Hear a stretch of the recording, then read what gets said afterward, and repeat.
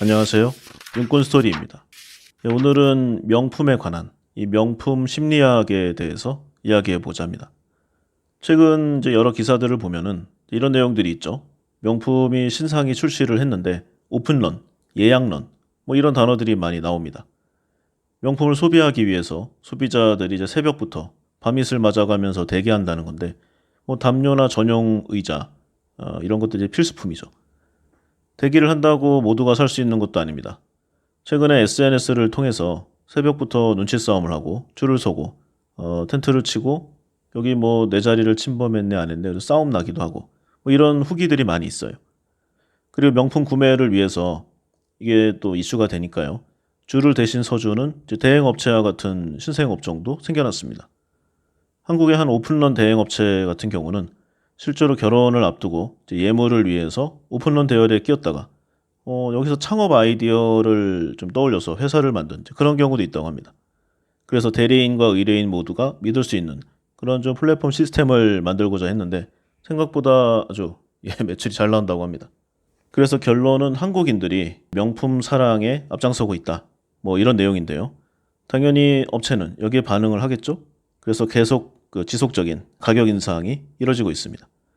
2021년, 2년, 여기 1년간만 봐도요. 프라다가 5번, 루이비통 4번, 그리고 다른 메이커들도 다 최소 3회 이상 이게 가격 인상을 시도했다고 합니다. 1년에 6번을 했다. 그럼 2달에 한 번씩 올리는 거잖아요. 일반 제조 기업이 이렇게 가격을 올렸으면은 그 회사 아마 불매 당했을 겁니다. 회사 존립이 위태로울 수도 있는데 비싸면 비쌀수록 더 잘 팔리는 이제 그런 이해할 수 없는 현상이 일어나고 있는 거죠. 근데 경제적으로는 있지 않습니까? 배불런 효과. 가격이 오르고 있음에도 오히려 특정 계층의 허영심 또는 과시욕, 이래서 수요가 줄어들지 않고 오히려 증가하는 현상을 보여주고 있죠. 남이 사는 것을 무조건 따라서도록 부추기는 소비 편승 효과라고도 할 수 있습니다. 그리고 파노플리 효과. 소비자가 특정 제품을 소비하면서 같은 제품을 소비하는 이제 소비자와 같은 부류라고 여기는 그런 현상인데요. 예를 들면은 명품을 사면 비록 내가 재벌은 아니지만 재벌과 같은 제품을 이용한다. 우리는 서로 동질감을 느낀다. 뭐 이렇게 해석할 수가 있는 거죠. 요즘 다 어렵지 않습니까? 불경기가 지속되고 취직도 어렵고 일상이 힘듭니다. 지갑이 말라가는 만큼 자존감도 낮아지죠. 이러한 때 명품을 구매함으로써 이 자존감이 높아지기를 바라는 이런 의도, 생각, 착각들이 이어집니다. 사실 뭐 오늘날 정말 살기 힘든 세상입니다.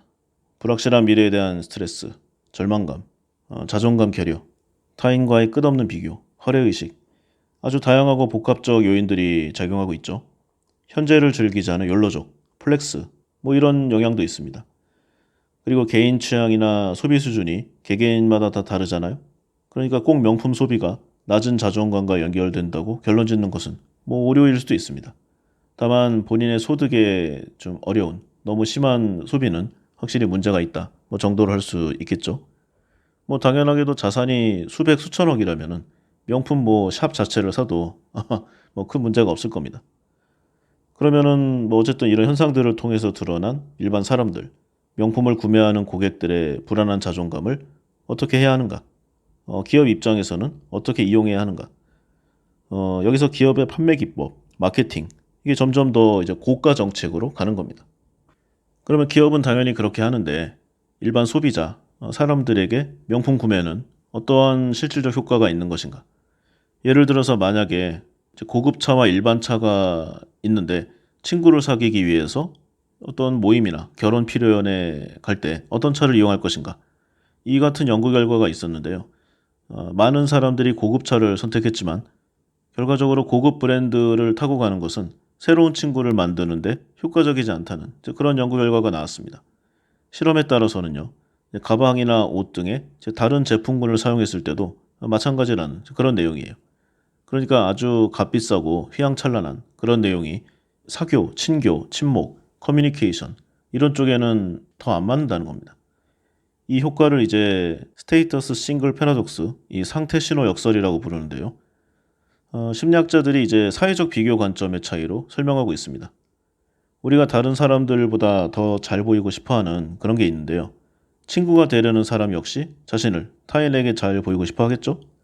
따라서 고급 자동차라던가 화려한 지갑, 뭐 명품 디자이너 뭐 로고 이런 게 좀 특권과 연관이 있다는 인식이 가기 때문에 새로운 사람을 만나서 허심탄회하게 가는데 역효과를 준다. 이런 내용입니다. 그러나 현실적으로 명품에 대한 로망을 가지고 있는 사람들이 많은 것이 사실입니다. 그만큼의 재력이 되기 때문에 뭐 고급 브랜드를 이용하고 뭐 구매하고 뭐 이용한다. 상관할 필요 없겠죠? 그런데 고급 외제차를 사기 위해서 거액의 빚을 지고 카푸어라고 하죠. 그 유지비가 없어서 힘겨워하는 사람들. 자신을 명품이나 옷, 가방, 뭐 구두로 치장하기 위해서 여러 떳떳하지 않은 방법으로 돈을 마련하는 그런 사람들도 적지 않습니다. 이런 심리 상태를 이제 단순히 자기 만족으로 해석하면 될 것인가? 여기서 좀 더 나아가 봐야 될 것 같습니다. 명품의 목적이 명품 자체의 편의성보다 남들에게 보이고자 하는 과시에 있잖아요. 보통 명품을 산 다음에 어떻게 합니까? 명품이 혹시 젖을까봐, 혹시 먼지가 묻을까봐 전용 케이스에 넣고, 그 다음에 전용 쇼핑 가방에 넣어서 아주 공손하게 들고 다니죠. 그리고 명품을 보유하고 밖에 나갈 때도 이제 파지법이라고 해서 명품을 들고 다니는 어떻게 하면 더 흠집이나 상처가 안 나게 들고 다닐 수 있을까? 뭐 그런 내용들도 많이 있습니다. 물건 자체가 주는 편리함과 유용성보다는 타인이 자신을 우러러보는 것을 더 즐기고 싶은 뭐 그런 내용이라고 할 수 있죠. 우러러본다 또는 자신을 우습게 보지 않는다. 그 기타 여러 가지가 또 있겠지만요. 이 명품 심벌이 이제 새로운 관계를 만들어감에 있어서 긍정적인 영향을 줄지 부정적인 영향을 줄지를 한번 제대로 고민해 봐야 할 듯합니다. 여러 실험 결과 명품이 역효과를 부른다는 내용이 많다고 말씀드렸는데 근데 또 이걸 좋아하는 사람들도 있긴 있겠죠. 그러면은 그런 사람들의 이제 매개체가 명품이 되는 건데 만약에 이 사람들과의 관계에서 명품이 빠진다. 그러면 이 관계는 또 무너지지 않겠습니까? 어쨌든 간에 명품은 상대방에게 기본적으로 약간 아주 친밀한 감정이 드는 이제 그런 내용은 어렵고요. 기본적으로 박탈감을 들게 하고 이 사람은 나와 좀 아주 친해질 만한 사이는 아니구나. 이런 마음을 들게 한다는 것이 여러 연구소의 공통된 내용입니다. 명품이 새로운 관계를 만들지 못한다면 우리는 사교 모임이나 친목, 친구들 모임에 갈 때 명품을 추구해야 할 것인가? 목적이 관계의 형성이 아닌 다른 곳에 있기 때문이라는 생각을 많이 합니다. 명품이 주는 재력과 고급의 이미지를 자신이 가지고 자신 역시 그런 이미지를 좀 풍기고자 하는 그런 내용이죠. 즉 명품이 주는 관계는 인간 대 인간의 동등한 관계가 아니라 남들보다 내가 더 잘 나아 보이려고 하는 상하 관계의 형성, 거기에 목적이 있다고 저는 생각합니다. 정리해 보면은요, 명품이 이제 가져다 주는 건 인간적 관계가 아니라 재물적 권위라고 할 수 있습니다. 그래서 명품에 따라 관계를 하는 사람들은요, 그 사람이 아닌 그 사람이 갖고 있는 명품의 이미지를 보고 듣고 소모하는 거죠. 개인적으로 이제 저희 집안에 이제 명품을 좋아했던 이제 그런 친척들이 많이 있어서 대략 어떤 내용인지는 알고 있습니다. 그런데 이제 아주 디테일하게는 잘 모르니까요. 나중에 이제 그 명품을 갖고 있던 사람들을 보면은 아니 그 사람이 그렇게 좀 여유가 많았나? 이런 좀 놀라는 경우도 있었습니다. 근데 어쨌든 간에 첫 시작을 그걸 보고 한 게 아니니까 이때는 그걸 봐도 뭐 다른 사람들과 뭐 비슷하겠죠? 다른 물건, 다른 심벌을 토대로 자기를 꾸미는 사람. 결국 그것이 없어지는 순간 아무것도 남지 않는다는 것을 잊어서는 안 될 것입니다. 진정 꾸미고 갖고 나가야 하는 것은 아주 당연하게도 나 자신이라는 브랜드겠죠. 자, 그럼 명품에 일단 뭐 관심이 없다. 이렇게 얘기는 했는데요. 생각해 보니까 명품에 뭐가 있는지 정도를 알아둬서 나쁠 것 같진 않아요. 명품에도 계급이 있다고 합니다. 그리고 이 계급이 또 시간이 흐르면서 변해간다고 하니까 뭐 그렇지만 큰 틀에서는 바뀌지 않겠죠? 그래서 이 명품 계급도라는 게 좀 떠돌아다니는 게 있는데 가장 공통되는 몇 개들을 한번 모아서 이야기해 보고자 합니다. 뭐 말씀드렸듯이 매년 바뀌기도 하고요. 그 인터넷 자료라는 게 또 아주 정확하진 않잖아요. 뭐 어느 뭐 메이커가 더 위다 이렇게 할 수도 없는 거고 공식적으로는. 그래서 대략 이 정도다 정도만 한번 들어두시면 뭐 나쁘진 않을 것 같습니다. 먼저 이제 여성용 백 여기를 먼저 해볼게요.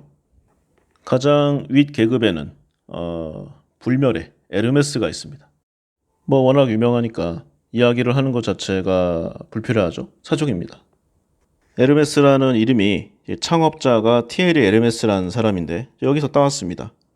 그래서 원래는 이제 19세기경에 이제 마구를 만들던 회사였어요. 그래서 지금도 브랜드의 대표 이미지가 마차를 모는 사람으로 이제 각인돼 있습니다. 그리고 그 뒤로 시간이 흐르니까요. 이제 교통수단이 자동차나 배로 바뀌었잖아요. 그래서 여행에 관련된 이 가죽 상품을 만들면서 회사가 크게 확장됐습니다. 이 루이비통과 뭐 샤넬, 여기와 함께 세계 3대 명품 패션 브랜드라고 하는데 그 중에서도 최고라는 평을 듣고 있죠. 그래서 유통업계에서는 유치순위 1순위, 이게 에르메스고요. 3대 명품으로 같이 묶이는 루이비통, 샤넬, 여기보다 더 그 이상으로 입점 기준이 까다롭기로도 유명합니다.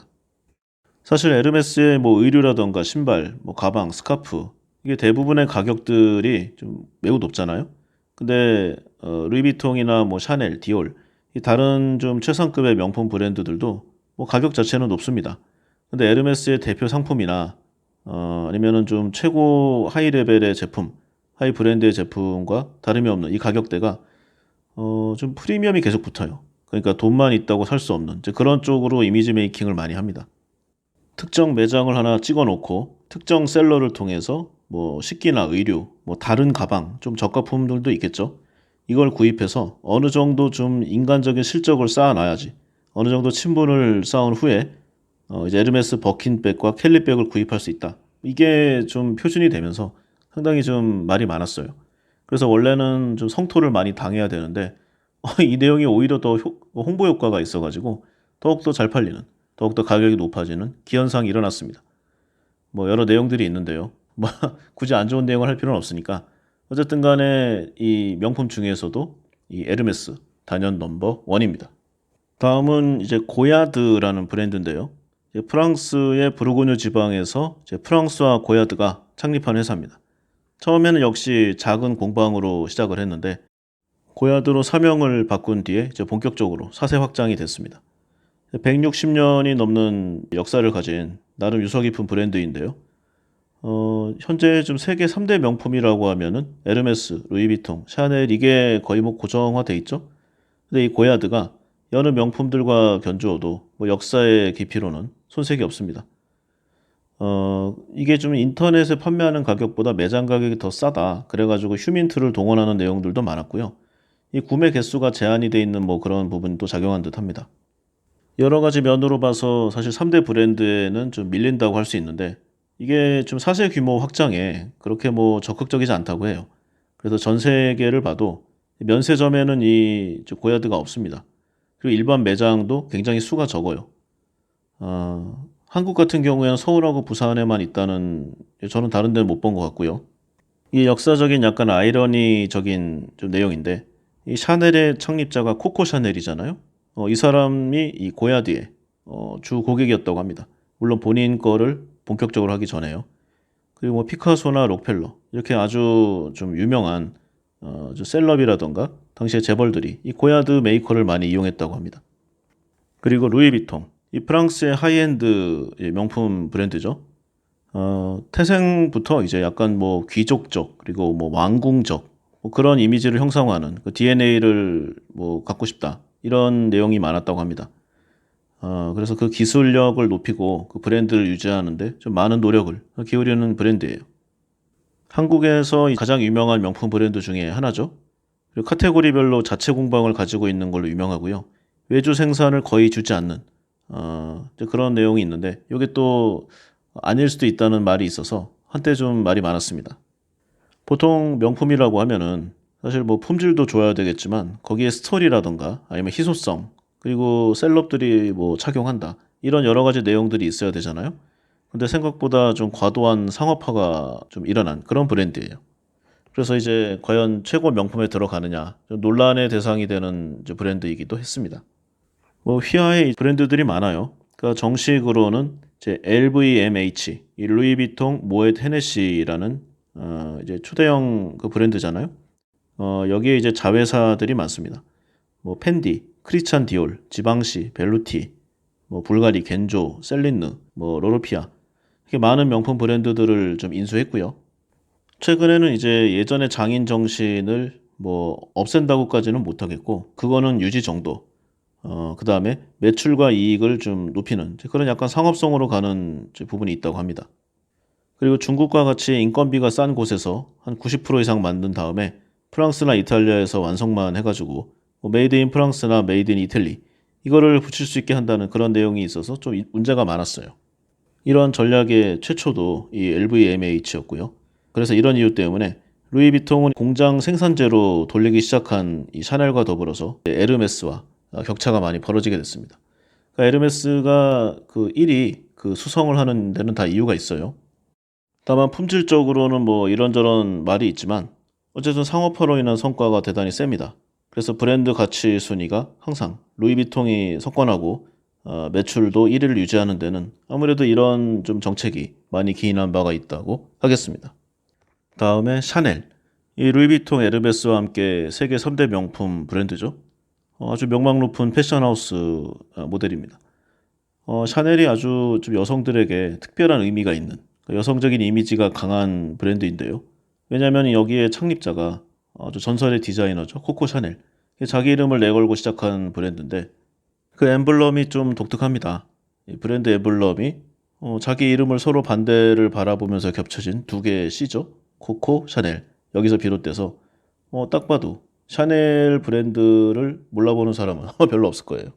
근데 이게 또 의외로 럭셔리 브랜드라고 불려지는데 남성 라인이 이제 패션 라인이 없습니다. 뭐 아예 없는 건 아니었는데 좀 전반적으로 좀 없어졌어요. 구색 맞추기 수준이고 기본적으로 여성을 위한 브랜드라고 할 수 있습니다. 원래는 그 뭐 자존감, 뭐 콧대 이런 식이 엄청 높았다고 합니다.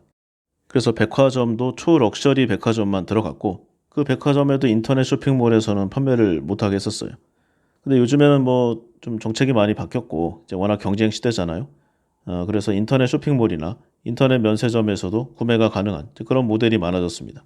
뭐 그렇게 이제 에르메스, 루이비통, 샤넬 이제 이런 하이엔드 브랜드들이 있고요.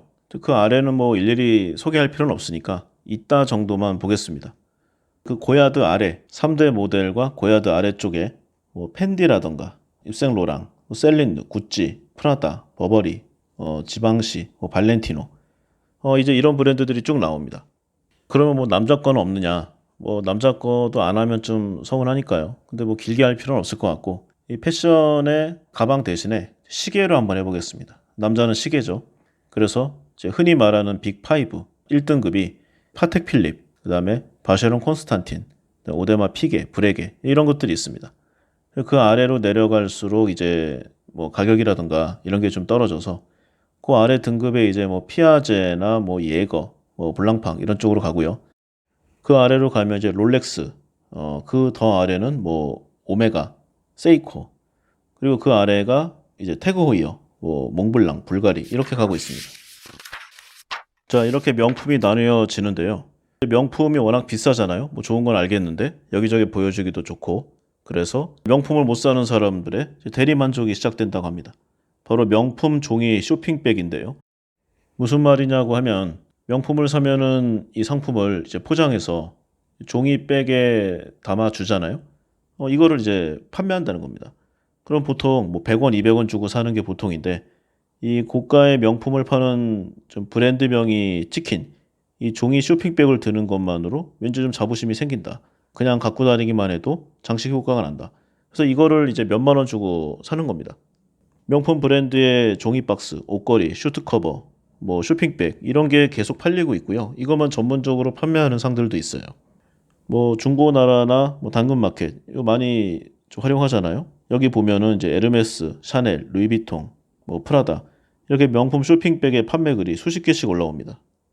특히 샤넬이나 디올 같은 좀 인기 명품을 보면은 최근에 매장에서 이제 구매 제품당 종이 쇼핑백을 한 개씩만 지급하는 이런 좀 정책이 있어요. 시중의 품귀 현상이 더 커지고 있죠. 샤넬 같은 경우에는 아주 독특한데 이 카멜리아 장식물이 달린 쇼핑백이에요. 동백꽃. 이게 크기에 따라서 뭐 비쌀 경우에는 뭐 4, 5만 원에도 갑니다. 그리고 장식품이 없을 경우에는 가격이 떨어지고요. 옷걸이 같은 경우에도 뭐 비싸게는 7, 8만 원에 내놔도 사는 사람이 있다고 합니다. 심지어 샤넬 로고가 새겨진 슈트 커버 이거는 15만 원도 저는 본 적이 있어요. 이 명품을 통해서 자기 과시를 극대화하려는 의도 참 대단한 것 같습니다. 그래서 명품 쇼핑백과 종이 박스 등의 이 중고시장 거래, 이 과시형 소비 열풍의 참 대표적인 갖고는 싶지만 가질 수 없는 사람들의 비애가 참 여기 잘 담겨 있는 것 같습니다. 남의 눈에 조금이라도 더 그럴듯한 내 모습을 보여주고 싶다는 바램, 이게 좀 반영이 된 것 같은데요.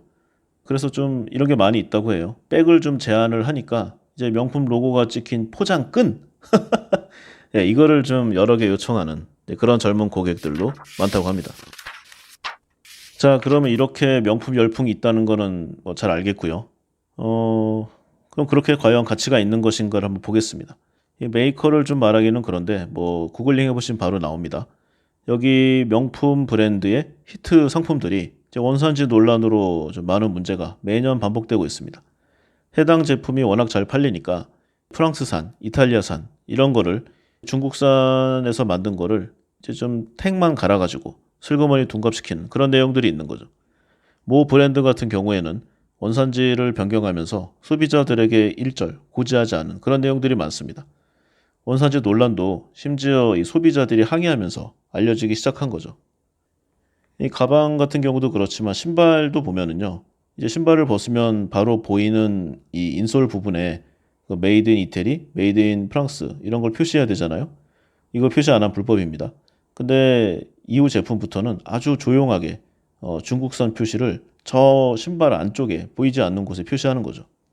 이게 뭐 특정 브랜드 하나만 하는 것도 아니라고 합니다. 그리고 대부분의 럭셔리 브랜드의 상당수가 이제 원산지가 동유럽 3국이나 뭐 중국 이렇게 되는 거죠. 인건비가 저렴한 제3국에서 90%를 만든 후에 뭐 이탈리아나 프랑스로 옮겨서 마지막 라벨을 다는 이 꼼수. 원래는 이를 지탄해야 마땅한데 문제는 이렇게 하는데도 물량을 못 맞춘다는 겁니다. 대단합니다. 지금은 많이 조심하고 좀 정책이 바뀌었다고 하는데 이탈리아산으로 둔갑시키는 대표 주자가 아까 제가 얘기했던 브랜드 중에 있습니다. 이 저개발국에서 제품을 거의 완성한 뒤에 유럽에서 마무리하는 이 방식을 취하고 있죠. 모 명품 브랜드의 최고 수석 디자이너가 아예 그 월스트리트 저널에 그 인터뷰를 할 때 대놓고 얘기를 했어요.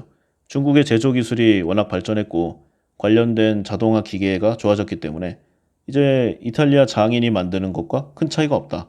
중국에서 만드는 브랜드들이 많아질 것이다. 이렇게 얘기한 게 벌써 4, 5년 전인데 지금은 뭐 더 대단하겠죠? 중국 여행 가보신 분들은 아시겠지만요. 이제 어느 시장이나 이제 뒷골목에 가면은 명품을 사러 왔다 그러면은 조용히 자기 창고로 데려가는 이제 그런 케이스들이 많이 있었습니다. 요즘은 또 좀 변했다고 하는데 그렇게 해서 사는 제품들보다 몇십 배를 줘야 되는 거잖아요. 심할 경우에는 몇백 배가 될 수도 있고 과연 이 명품의 가치는 어디 있는 것인가? 한번 좀 정말 물어보고 싶어요.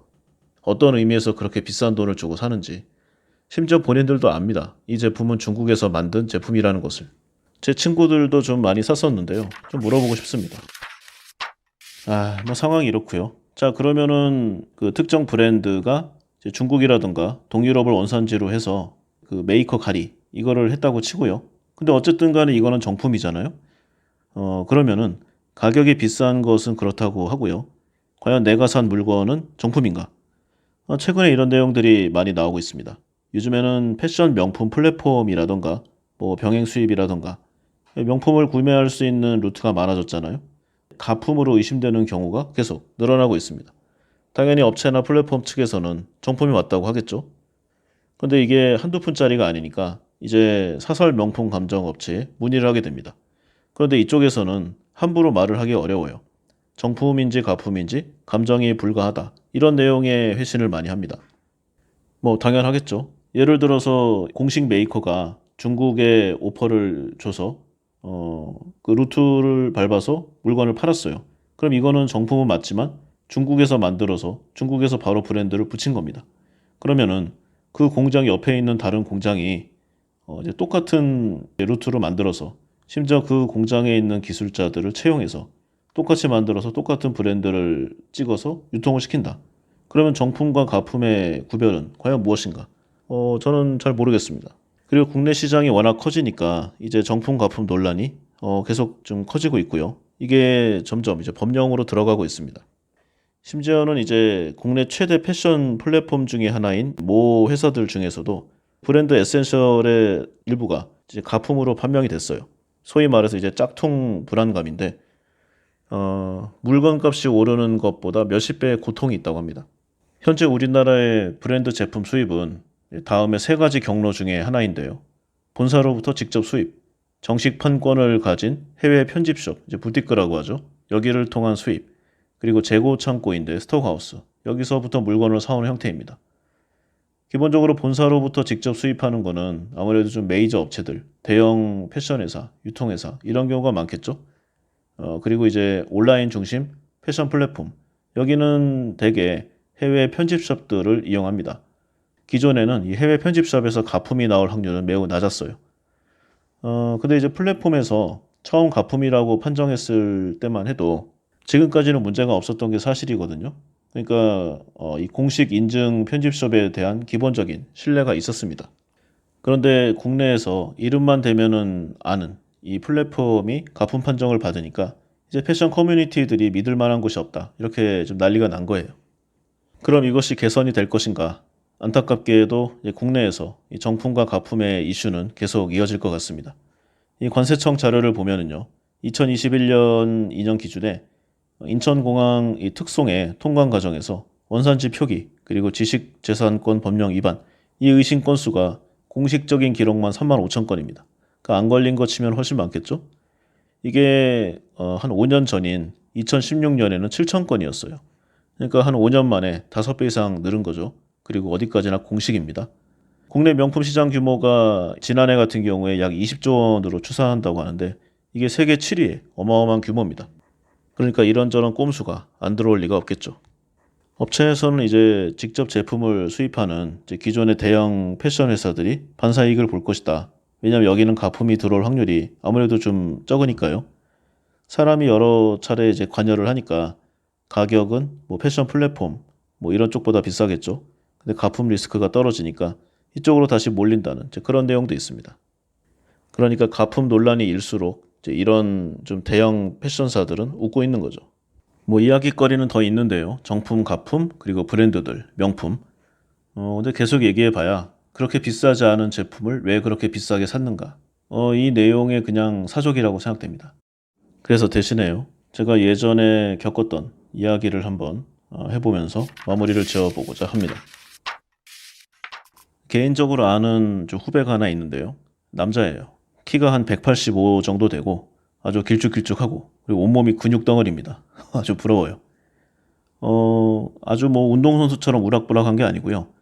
얼굴이 작고 어깨도 넓고 옷도 잘 입습니다. 집안도 괜찮고 제가 봐도 잘생겼어요. 성격도 좋고 그리고 소위 말하는 명문대를 나왔습니다.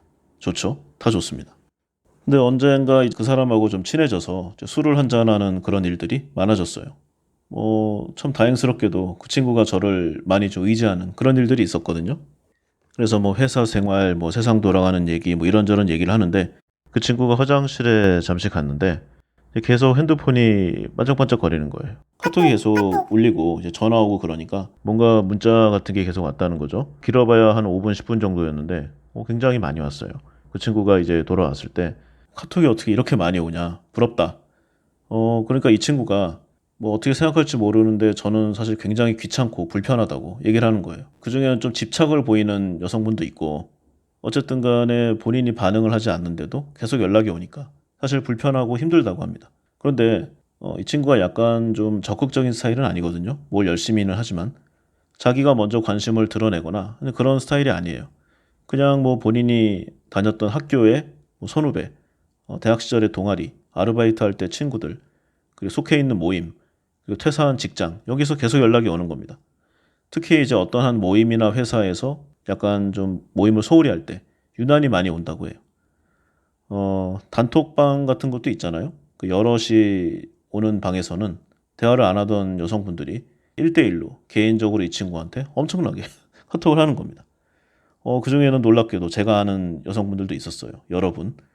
근데 그 사람들이 좀 일반적으로는 좀 다소곳하고 조용하고 좀 먼저 나서지 않는 그런 여성분들이었어요.